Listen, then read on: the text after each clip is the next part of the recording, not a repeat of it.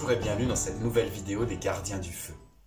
Parmi toutes les questions que vous nous posez, il y en a une qui revient régulièrement. Est-ce que le voyage chamanique est dangereux? Tel qu'il est proposé par les gardiens du feu, le voyage chamanique n'est pas dangereux. Tout d'abord parce que nous n'utilisons aucune plante hallucinogène. Parce que ça ne fait pas partie de la transmission que j'ai reçue, aussi bien par les chamans de Chine que par les Amérindiens. En fait, Castaneda l'a dit dans son dernier ouvrage Rencontre avec le Nagual, que l'époque ne se prêtait plus aux hallucinogènes, que c'était un autre temps, que lui, il avait été à la période charnière et qu'il en avait beaucoup pris avec son maître Don Juan, mais que ça lui avait complètement détruit le corps et son énergie vitale, et qu'il aurait aimé utiliser d'autres moyens pour accéder au monde chamanique, et qu'il existait d'autres pratiques, d'autres moyens, d'autres outils pour accéder aux trois mondes.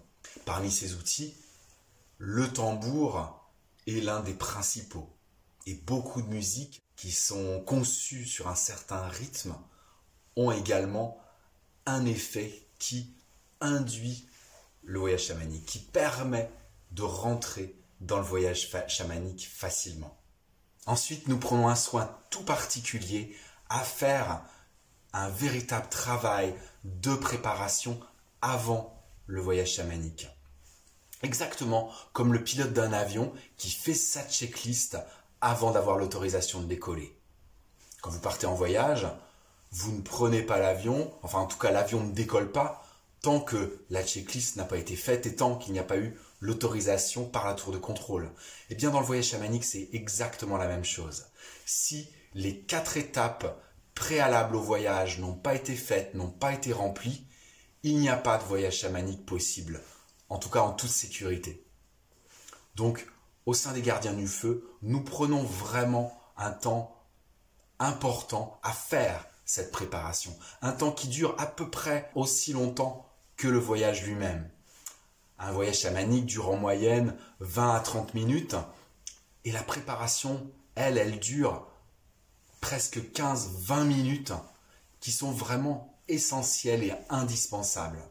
Car quand vous êtes dans le voyage chamanique, c'est important que vous gardiez un lien avec votre corps physique, c'est important que vous soyez véritablement bien protégé, c'est important que ce que vous allez voir ou les esprits que vous rencontrez, eh bien, ça ne vous perturbe pas, ça ne vous choque pas, ça ne vous effraie pas.